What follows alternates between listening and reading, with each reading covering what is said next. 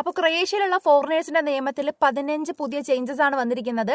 പലപ്പോഴായി വീഡിയോയിൽ പറഞ്ഞ കാര്യങ്ങൾ തന്നെയാണ്. എന്നാലും നമുക്ക് എന്തൊക്കെയാണ് കൺഫേം ആയിട്ടുള്ളതെന്ന് അറിയണമെങ്കിൽ ഈ വീഡിയോ കംപ്ലീറ്റ് ആയിട്ട് ഒന്ന് കാണുക. അപ്പോൾ എല്ലാവർക്കും പുതിയൊരു വീഡിയോയിലേക്ക് സ്വാഗതം. ഇന്നത്തെ വീഡിയോ നമ്മൾ കാത്തിരുന്ന നമ്മുടെ നിയമത്തിലെ ചേഞ്ചസ് ആണ് പറയാൻ പോകുന്നത്. ഇതിനോടകം തന്നെ നിങ്ങൾ എല്ലാവരും കണ്ടു കാണും. കാര്യം സോഷ്യൽ മീഡിയാസിൽ വഴിയൊക്കെ പല പ്ലാറ്റ്ഫോം വഴി നമുക്കത് ഷെയർ ചെയ്ത് കിട്ടിയിട്ടുണ്ടാവും. സോ നമുക്ക് എന്തൊക്കെയാണെന്നുള്ളത് എൻ്റെ വ്യൂവേഴ്സിന് വേണ്ടിയിട്ട് ഞാൻ വീഡിയോ ചെയ്യാമെന്ന് വിചാരിച്ചു. ആൻഡ് ഫസ്റ്റത്തെ കാര്യം എന്ന് പറയുന്നത് നമ്മൾ എല്ലാവരും എക്സ്പെക്ട് ചെയ്തിരുന്നത് പോലെ തന്നെ നമ്മുടെ ലാംഗ്വേജിൻ്റെ കേസാണ്. A1.1 ആണ്. അതിലൊരു കാര്യം എന്ന് പറഞ്ഞാൽ എക്സാമിൻ്റെ ഫീസ് എംപ്ലോയറുടെ ഭാഗത്തു നിന്നായിരിക്കണമെന്നുണ്ട്. എഡ്യൂക്കേഷൻ എംപ്ലോയർ ചെയ്യണമെന്നുള്ളത് മാൻഡേറ്ററി അല്ല. പക്ഷേങ്കിൽ നമ്മൾ ജോലിക്ക് ആവശ്യമുള്ളതുകൊണ്ട് മിക്ക എംപ്ലോയേഴ്സും എന്താ പറയുക എഡ്യൂക്കേഷനും കൂടി ചേർത്തായിരിക്കും എംപ്ലോയീസിന് പ്രൊവൈഡ് ചെയ്യാൻ പോകുന്നത്. ഓൾറെഡി സ്റ്റാർട്ട് ചെയ്തിട്ടുള്ള ഒരുപാട് കമ്പനീസും ഉണ്ട് കേട്ടോ. നമുക്ക് 1 ഇയർ ടൈമുണ്ട്. അതായത് ഇത് എടുത്തു പറയാൻ കാരണം എന്ന് പറഞ്ഞാൽ ഒരുപാട് ആൾക്കാർ ഇനിയിപ്പം അയ്യോ എനിക്കിപ്പോൾ പെർമിറ്റ് ഇടണമല്ലോ എന്നും പറഞ്ഞിട്ട് ഡൗട്ട്ഫുൾ അടിക്കും. അതിൽ പേടിക്കേണ്ട കാര്യമില്ല. നമുക്ക് ഈ സംഭവം പബ്ലിഷായി 8 ദിവസം കഴിയുമ്പോഴാണ് ആ നിയമം പ്രാബല്യത്തിൽ വരുന്നത്. സോ ഇന്നലെ അത് വന്നിട്ടുണ്ടെങ്കിൽ ഇനി 8 ദിവസം കഴിയുമ്പോഴാണ് നിയമം ആക്റ്റീവായി തുടങ്ങുന്നത്. അന്ന് മുതൽ 1 ഇയർ വരെ നമുക്ക് ടൈമുണ്ട്. അന്ന് മുതൽ 1 ഇയർ വരെ ടൈമുണ്ട്. ആ സമയം വരെ നമ്മൾക്ക് ടെൻഷൻ അടിക്കേണ്ട. ഈ ടൈം കൊണ്ട് നമുക്ക് സർട്ടിഫിക്കറ്റ് എടുത്ത് വെച്ചാൽ മതി. ആ 1 ഇയർ കഴിഞ്ഞിട്ട് ആ പറയുന്ന ഡേറ്റ് തൊട്ട് നിങ്ങൾക്ക് അപ്ലൈ ചെയ്യണം എന്നുണ്ടെങ്കിൽ മാത്രമാണ് സർട്ടിഫിക്കറ്റ് വെച്ച് അപ്ലൈ ചെയ്യേണ്ടത്. അതുകൊണ്ട് ഈ വർഷം ചെയ്യുന്നവരാരും പേടിക്കേണ്ട. നിങ്ങൾക്ക് ആർക്കും ഇപ്പോൾ ഉടനെ എടുത്ത് സർട്ടിഫിക്കറ്റ് സബ്മിറ്റ് ചെയ്യേണ്ട ആവശ്യമില്ല. അടുത്ത കാര്യം എന്ന് പറഞ്ഞാൽ നമ്മളെല്ലാവരും ബുദ്ധിമുട്ട് അനുഭവിക്കുന്ന ഒരു കാര്യം. അത് ഞാൻ ഈ ഒരു പോയിന്റ് മുമ്പ് വീഡിയോ ആയിട്ട് ചെയ്തിട്ടുണ്ട്. നമുക്ക് 3 to 6 മന്ത് വരെ നമുക്ക് ജോലി നഷ്ടപ്പെട്ടാലും നമുക്ക് ക്രൊയേഷ്യയിൽ നിൽക്കാന്നുള്ളതാണ് കേട്ടോ. ഈ 3 to 6 മന്ത് എന്ന് പറയുന്നത് 3 എന്ന് പറയുന്നത് 2 ഇയർ സ്റ്റേ ഉണ്ടായിരുന്നവർക്കും അതുപോലെ 6 മന്ത് എന്ന് പറയുന്നത് അതിൽ കൂടുതൽ സ്റ്റേ ഉണ്ടായിരുന്നവർക്കുമാണ്. അപ്പോൾ നമ്മുടെ ഇവിടുത്തെ എത്ര നാളാണോ നമ്മൾ ഓൾറെഡി മുമ്പ് ലീഗലായിട്ട് വർക്ക് പെർമിറ്റിൽ നിന്നിട്ടുള്ളത് ആ ഒരു കാലാവധി കാര്യങ്ങളും ഡിപ്പെൻഡ് ചെയ്തിട്ടായിരിക്കും നിങ്ങൾക്ക് ഈ ഒരു ആനുകൂല്യം കിട്ടുന്നത് കേട്ടോ. ഇനി ജോലി പോയി കഴിഞ്ഞാൽ നിങ്ങൾ ഇവിടുത്തെ എംപ്ലോയ്മെന്റ് സർവീസിൽ 5 ഡേയ്സിനുള്ളിൽ തന്നെ നിങ്ങൾ അറിയിക്കാന്നുള്ളതാണ്. അത് എംപ്ലോയറുടെ ഭാഗത്തുനിന്നും എന്തായാലും അതിൻ്റെ ഒരു ഇൻഫർമേഷൻ പോകുന്നുണ്ടാവും. പക്ഷെ നിങ്ങൾ മസ്റ്റായിട്ട് അത് മേക്ക് ഷുവർ ചെയ്യുക നിങ്ങൾ അൺഎംപ്ലോയ്മെന്റിന് രജിസ്ട്രേഷൻ ചെയ്തിട്ടുണ്ടെന്നുള്ളതും.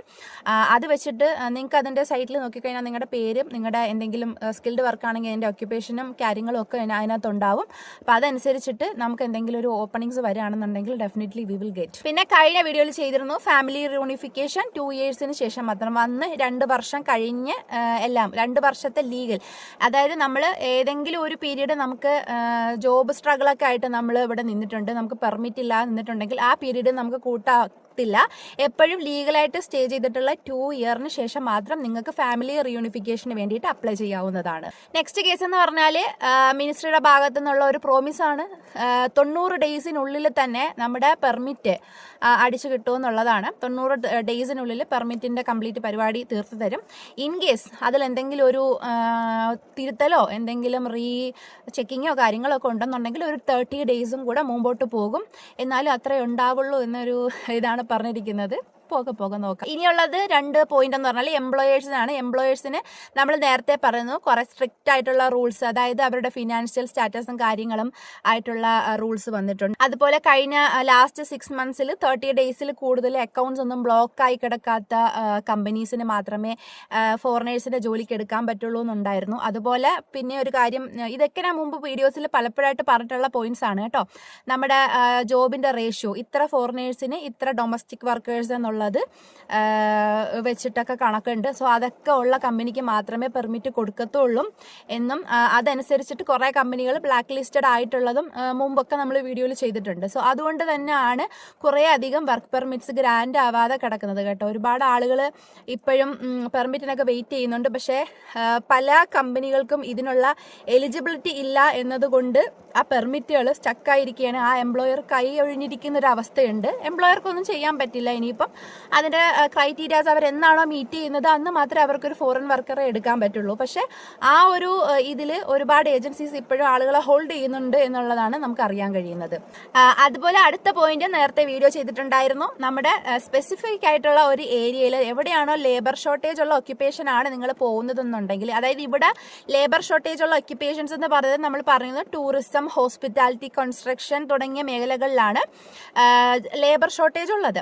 സോ ആ ഒരു ജോലിക്കാണ് നിങ്ങൾ പോകുന്നുണ്ടെങ്കിൽ എവിടെയാണോ നിങ്ങളുടെ ലേബർ മാർക്കറ്റിംഗ് ടെസ്റ്റ് നടക്കുന്നത് ആ ഒരു ഏരിയയിൽ മാത്രമേ, അതായത് നമ്മൾ ഏത് പോലീസ് അണ്ടറിലാണോ ഡോക്യുമെന്റ്സ് സബ്മിറ്റ് ചെയ്യുന്നത് ആ ഏരിയയിൽ തന്നെ ജോബ് ചെയ്യണം എന്നുള്ളതാണ് പുതിയ കാര്യം എന്ന് പറഞ്ഞാൽ നമുക്ക് ഈസി ആയിട്ട് എംപ്ലോയറെ ചേഞ്ച് ചെയ്യാന്നുള്ളതാണ്. 6 months നമ്മൾ ആ കമ്പനിയിൽ വർക്ക് ചെയ്തിട്ടുണ്ട്, നമ്മൾ 6 months കഴിഞ്ഞിട്ടുണ്ടെന്നുണ്ടെങ്കിൽ നമുക്ക് ഈസി ആയിട്ട് ആ എംപ്ലോയറെ ചേഞ്ച് ചെയ്യാം. ഇനി അതല്ല, നിങ്ങൾക്ക് ആ എംപ്ലോയറുടെ ഭാഗത്ത് നിന്ന് സാലറി കൊടുക്കാതിരിക്കുകയോ എന്തെങ്കിലും രീതിയിലുള്ള ചൂഷണം ചെയ്യുകയോ നിങ്ങളെ റേസിസം കാണിക്കുകയോ അങ്ങനെ എന്തെങ്കിലുമൊക്കെ നിങ്ങളെ അടിക്കുകയോ അങ്ങനെയൊക്കെ എന്തെങ്കിലും കുഴപ്പമുണ്ടെന്നുണ്ടെങ്കിൽ നിങ്ങൾക്ക് അത് റിപ്പോർട്ട് ചെയ്യാവുന്നതാണ്.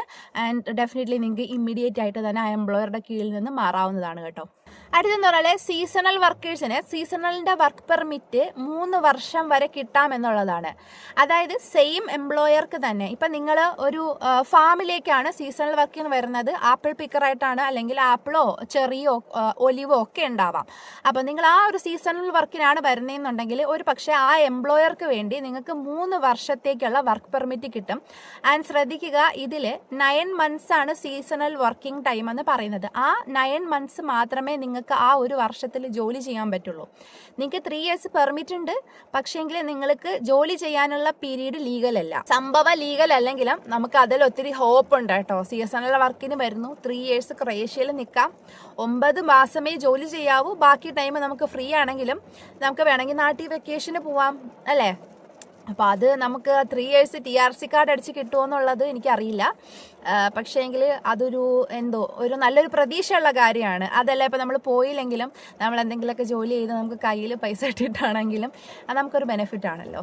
ലാസ്റ്റ് പോയിന്റ് എന്ന് പറയുന്നത് ഇലക്ട്രോണിക് സിറ്റിസൺ സിസ്റ്റം വഴിയാക്കിയിട്ടുണ്ട്. നമുക്ക് ഗ്രാഡ്നി എന്നൊക്കെ പറയുന്നത് നമ്മുടെ ഇലക്ട്രോണിക് സിസ്റ്റമാണ്, സിറ്റിസൺസിൻ്റെ സിസ്റ്റമാണ്.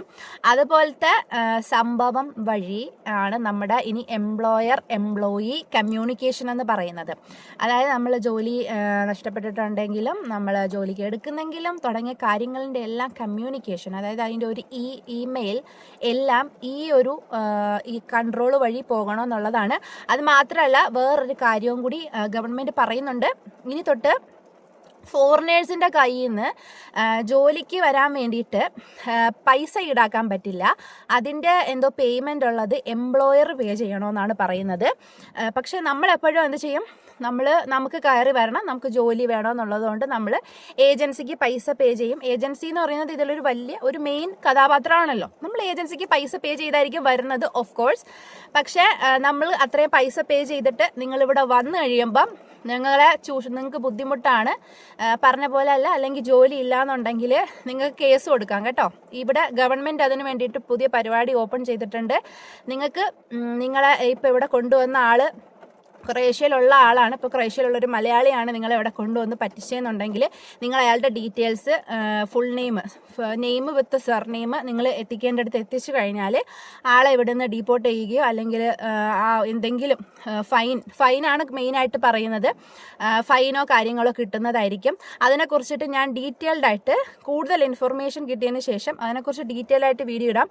കാരണം ആ ഒരു വീഡിയോ എന്ന് പറയുന്നത് ഒരുപാട് ആളുകൾക്ക് വളരെ ഇമ്പോർട്ടൻ്റ് ആയിട്ടുള്ളൊരു കാര്യമാണ്. ഇപ്പം മലയാളി ആയിക്കോട്ടെ, ഇന്ത്യൻ ആയിക്കോട്ടെ, ഏതൊരു നാട്ടുകാരനായിക്കോട്ടെ, അല്ലെങ്കിൽ നാട്ടിലുള്ള ഏതെങ്കിലും ഒരു ഏജൻസി ആയിരിക്കും, ഇവിടെയുള്ള ആളുകൾ നടത്തുന്നതാവാം, അല്ലെങ്കിൽ ഇവിടെ ഇല്ലാത്ത ആളായിരിക്കാം, വാട്ട് എവർ ഇറ്റ് ഈസ്, നിങ്ങൾക്ക് അവർക്കെതിരെ നടപടിയെടുക്കാനുള്ള ഒരു ഓപ്ഷൻ ഗവൺമെൻറ് തന്നിട്ടുണ്ട്. കാര്യം എംപ്ലോയിയുടെ ഭാഗത്ത് നിന്ന്, എംപ്ലോയിയുടെ കയ്യിൽ നിന്ന് പൈസ വാങ്ങിക്കരുത് എന്നാണ് ഗവൺമെൻറ് പറഞ്ഞിരിക്കുന്നത്. എന്തെങ്കിലും അതിൻ്റെ പേയ്മെൻറ്റ്സ് എല്ലാം എംപ്ലോയർ കൊടുക്കണം എന്നുള്ളതാണ്. അപ്പം നമുക്ക് അതെങ്ങനെ എൻഡ് ചെയ്യും, എന്താവും എന്നുള്ളത് നോക്കാം. സോ മൈ ഡിയേഴ്സ്, ഇത്രയേ ഉള്ളൂ വീഡിയോ. ഞാൻ ലാസ്റ്റ് പറഞ്ഞ പോയിന്റ് നമ്മൾ ഉറപ്പായിട്ടും വീഡിയോ ചെയ്യുന്നതായിരിക്കും.